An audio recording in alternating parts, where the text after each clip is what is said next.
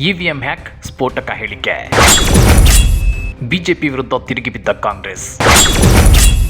ಬಿಜೆಪಿಯಲ್ಲಿ ಬೆಂಕಿ ಬಿರುಗಾಳಿ ಎದ್ದಿದ್ದಕ್ಕೆ. ದೇಶದಲ್ಲಿ ಇವಿಎಂಗಳು ಹ್ಯಾಕ್ ಆಗ್ತಿವೆಯಾ? ವಿಶ್ವದ ಶ್ರೀಮಂತ ಉದ್ಯಮಿ ಎಲನ್ ಮಸ್ಕ್ ಹೇಳಿಕೆ ಬಿಜೆಪಿ ಪಾಳೆಯದಲ್ಲಿ ಬೆಂಕಿ ಬಿರುಗಾಳಿಯನ್ನು ಎಬ್ಬಿಸಿರೋದಕ್ಕೆ. ಇವಿಎಂ ವಿಷಯದಲ್ಲಿ ಬಿಜೆಪಿ ವಿರುದ್ಧ ತಿರುಗಿ ಬಿದ್ದಿದ್ದಕ್ಕೆ ಕಾಂಗ್ರೆಸ್. ಅದನ್ನ ಡೀಟೇಲ್ ಆಗಿ ತೋರಿಸ್ತೀವಿ. ಆದ್ರೆ ಅದಕ್ಕಿಂತ ಮೊದಲು ಹಲೋ ಕನ್ನಡ ಯೂಟ್ಯೂಬ್ ಚಾನಲ್ ಅನ್ನು ಸಬ್ಸ್ಕ್ರೈಬ್ ಮಾಡ್ಕೊಳ್ಳಿ. ಹಾಗೇನೇ ಪಕ್ಕದಲ್ಲಿರೋ ಬೆಲ್ ಬಟನ್ ಅನ್ನು ಪ್ರೆಸ್ ಮಾಡಿ. ಇವಿಎಂ ಅಂದ್ರೆ ಎಲೆಕ್ಟ್ರಾನಿಕ್ ವೋಟಿಂಗ್ ಮಿಷಿನ್. ಈ ಮಷಿನ್ಗಳು ಹ್ಯಾಕ್ ಆಗಿವ್ಯಾ? ಇಂಥದ್ದೊಂದು ಪ್ರಶ್ನೆ ಇದೀಗ ದುತ್ತಂತ ಎದ್ದು ಕೂತಿದೆ. ಜೊತೆಗೆ ದೇಶದಲ್ಲಿ ಬಿಜೆಪಿ ಗೆಲುವಿನ ನಗಾರಿ ಬಾರಿಸೋಕೆ ಇವಿಎಂಗಳ ಹ್ಯಾಕಿಂಗ್ಗೆ ಕಾರಣ ಅನ್ನೋ ಅನುಮಾನಗಳು ಹುಟ್ಟುಕೊಂಡಿವೆ. ಇಂಥ ಒಂದು ಅನುಮಾನ ಹುಟ್ಟಿಕೊಳ್ಳೋದಕ್ಕೆ ಪ್ರಮುಖ ಕಾರಣ ಪ್ರಪಂಚದ ಶ್ರೀಮಂತ ಉದ್ಯಮಿ ಮತ್ತು ಟೆಸ್ಲಾ ಸಿಇಒ ಎಲನ್ ಮಸ್ಕ್ ಅವರು ಹೇಳಿರೋ ಆ ಒಂದು ಹೇಳಿಕೆ. ಹೌದು ವೀಕ್ಷಕರೇ, ಇವಿಎಂಗಳ ಮೇಲೆ ಟೆಸ್ಲಾ ಸಿಇಒ ಎಲನ್ ಮಸ್ಕ್ ಅನುಮಾನ ವ್ಯಕ್ತಪಡಿಸಿದ್ದಾರೆ.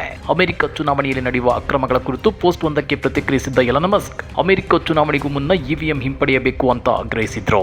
ಇವಿಎಂಗಳನ್ನ ಹ್ಯಾಕಿಂಗ್ ಮಾಡುವ ಅಪಾಯ ಈಗಲೂ ಅತ್ಯಧಿಕವಾಗಿದೆ ಅಂತ ಹೇಳಿದ್ರು. ಈ ಬಗ್ಗೆ ಸಾಮಾಜಿಕ ಜಾಲತಾಣ ಎಕ್ಸ್ ನಲ್ಲಿ ಎಲನ್ ಮಸ್ಕ್ ಪೋಸ್ಟ್ ಮಾಡಿದ್ರು. ಈ ಪೋಸ್ಟ್ ಇದೀಗ ಭಾರತದ ರಾಜಕೀಯ ವಲಯದಲ್ಲಿ ಬೆಂಕಿ ಬಿರುಗಾಳಿಯನ್ನು ಎಬ್ಬಿಸಿದೆ. ಕಾಂಗ್ರೆಸ್ ಪಕ್ಷ ಆಡಳಿತಾರೂಢ ಬಿಜೆಪಿ ಮತ್ತು ಚುನಾವಣಾ ಆಯೋಗದ ವಿರುದ್ಧ ಮುಗಿಬಿದ್ದಿದೆ. ಇವಿಎಂ ಅಕ್ರಮದ ಬಗ್ಗೆ ಪ್ರಶ್ನೆ ಎತ್ತಿದಾಗಲೆಲ್ಲ ಚುನಾವಣಾ ಆಯೋಗವು ಹಾವು ತುಳಿದಂತೆ ಆಡುತ್ತಿರುವುದೇಕೆ ಅಂತೇಳಿ ಖಾರವಾಗಿ ಪ್ರಶ್ನಿಸಿದೆ. ಈ ಬಗ್ಗೆ ಸಾಮಾಜಿಕ ಜಾಲತಾಣದಲ್ಲಿ ಡಿಸಿಎಂ ಡಿಕೆ ಶಿವಕುಮಾರ್ ಕೂಡ ತಮ್ಮ ಅಭಿಪ್ರಾಯವನ್ನ ವ್ಯಕ್ತಪಡಿಸಿದ್ದಾರೆ. ಚುನಾವಣೆಯ ನಂತರ ದೇಶದ ಕೆಲವೆಡೆ ನಡೆಯುತ್ತಿರುವ ಘಟನೆಗಳಿಗೂ ಎಲನ್ ಮಸ್ಕ್ ಅವರ ಹೇಳಿಕೆಗೂ ತಾಳೆಯಾಗುತ್ತಿದೆ. ಇವಿಎಂಗಳ ಸತ್ಯಾಸತ್ಯತೆ ಬಗ್ಗೆ ಈಗ ಪ್ರಪಂಚಕ್ಕೆ ಅರ್ಥವಾಗಿದೆ ಅಂತೇಳಿ ಡಿಕೆಶಿ ಎಲನ್ ಮಸ್ಕ್ ಅನುಮಾನವನ್ನ ಬೆಂಬಲಿಸಿದ್ದಾರೆ. ಇನ್ನು ಎಲನ್ ಮಸ್ಕ್ ಈ ಬಗ್ಗೆ ಎಕ್ಸ್ ಪೋಸ್ಟ್ ಮಾಡಿದ ಬಳಿಕ ರಾಹುಲ್ ಗಾಂಧಿ ಅವರು 2ನೇ ಬಾರಿ ಇವಿಎಂ ವಿರುದ್ಧ ಕಿಡಿಕಾರಿದ್ರು. ಇವಿಎಂಗಳು ರಹಸ್ಯ ಬಿಟ್ಟುಕೊಡದ ಕಪ್ಪು ಪೆಟ್ಟಿಗೆಗಳು ಅಂತ ಜರಿದಿದ್ದಾರೆ. ನಮ್ಮ ಚುನಾವಣಾ ಪ್ರಕ್ರಿಯೆಯ ಪಾರದರ್ಶಕತೆಯ ಬಗ್ಗೆ ಗಂಭೀರ ಕಳವಳ ವ್ಯಕ್ತವಾಗುತ್ತಿದೆ ಅಂತ ಹೇಳಿದ್ದಾರೆ. ಸೋಮವಾರವೂ ರಾಹುಲ್ ಗಾಂಧಿ ಅವರು ವಾಗ್ದಾಳಿ ಮುಂದುವರೆಸಿದ್ದು ವಿದ್ಯುನ್ಮಾನ ಮತಯಂತ್ರವನ್ನು ರದ್ದುಗೊಳಿಸುವಂತೆ ಆಗ್ರಹಿಸಿದ್ದಾರೆ. ಇನ್ನು ಇದೇ ವಿಚಾರವಾಗಿ ಟ್ವೀಟ್ ಮಾಡಿರೋ ರಾಜ್ಯ ಕಾಂಗ್ರೆಸ್, ಇವಿಎಂ ವಿಚಾರದಲ್ಲಿ ಎಲನ್ ಮಸ್ಕ್ ಅವರ ಮಾತುಗಳು ಸಕಾರಣವಾದುದು. ತಾಂತ್ರಿಕ ಕ್ಷೇತ್ರದಲ್ಲಿ ಜಗತ್ತಿನಲ್ಲಿ ಗಮನ ಸೆಳೆದಿರುವ ಅವರ ಅಭಿಪ್ರಾಯಗಳು ವಿಶ್ಲೇಷಣೆ ಅರ್ಹವೇ ಹೊರತು ಟೀಕೆ ಮಾಡುವುದಲ್ಲ. ಅವರ ಮಾತುಗಳನ್ನು ಗಡಿಬಿಡಿಯಲ್ಲಿ ತಳ್ಳಿಹಾಕಲು ಯತ್ನಿಸುತ್ತಿರುವ ಬಿಜೆಪಿ ಬಾಲಿಶವಾಗಿ ನಡೆದುಕೊಳ್ಳುತ್ತಿದೆ. ಇವಿಎಂ ಅಕ್ರಮದ ಪ್ರಶ್ನೆ ಬಂದಾಗಲೆಲ್ಲ ಚುನಾವಣಾ ಆಯೋಗವು ಹಾವು ತುಳಿದಂತೆ ಆಡುತ್ತಿರುವುದೇಕೆ?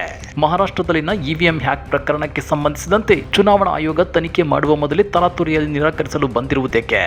ಇವಿಎಂ ಅಕ್ರಮದ ಬಗ್ಗೆ ಆಯೋಗ ಮುಕ್ತ ಮನಸ್ಸಿನಿಂದ ಪಾರದರ್ಶಕವಾಗಿ ನಡೆದುಕೊಳ್ಳಲು ಹಿಂದೇಟು ಹಾಕುವುದೇಕೆ ಅಂತೇಳಿ ಪ್ರಶ್ನೆ ಮಾಡಿದ್ದಾರೆ.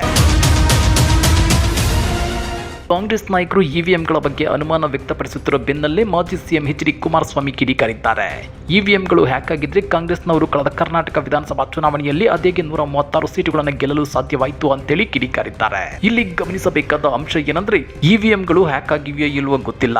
ಆದ್ರೆ ಒಂದೊಮ್ಮೆ ಹ್ಯಾಕ್ ಆಗಿದ್ರೆ ಒಂದು ಪಕ್ಷದ ಪರ ಫುಲ್ ಮೆಜಾರಿಟಿ ಬಂದ್ರೆ ಅನುಮಾನ ಬರಬಹುದು ಅನ್ನೋ ದೃಷ್ಟಿಯಿಂದ ಇವಿಎಂಗಳನ್ನ ತಮ್ಮ ಅನುಕೂಲಕ್ಕೆ ತಕ್ಕಂತೆ ಸೆಟ್ ಮಾಡಿಕೊಂಡಿರೋ ಸಾಧ್ಯತೆ ಇರುತ್ತೆ ಅನ್ನೋ ಮಾತುಗಳು ಕೇಳಿ ಬರ್ತಿವೆ.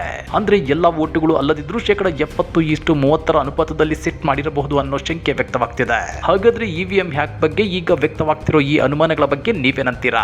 ಕಮೆಂಟ್ ಮಾಡಿ, ವಿಡಿಯೋ ಲೈಕ್ ಮಾಡಿ, ಶೇರ್ ಮಾಡಿ. ಇಂಥ ಮತ್ತಷ್ಟು ರೋಚಕ ರಾಜಕೀಯ ಸುದ್ದಿಗಳನ್ನು ಮಿಸ್ ಮಾಡದೆ ನೋಡಬೇಕು ಅಂದ್ರೆ ಹಲೋ ಕನ್ನಡ ಯೂಟ್ಯೂಬ್ ಚಾನಲ್ ಅನ್ನು ಸಬ್ಸ್ಕ್ರೈಬ್ ಮಾಡ್ಕೊಳ್ಳಿ.